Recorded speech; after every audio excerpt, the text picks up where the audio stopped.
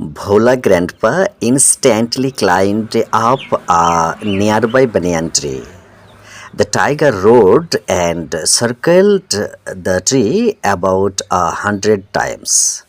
Then it settled down under a bush without taking its eyes off him. With nightfall, the forest grew dark and silent. Bhola Grandpa could hear the tiger beating its tail on the dry leaves.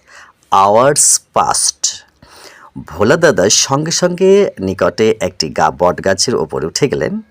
বাঘ গর্জন করে প্রায় 100বার গাছটি প্রদক্ষিণ করছিল। তারপরে চোখ না সরিয়ে এটি একটি ঝোপের নিচে স্থির হয়ে বসে পড়ল।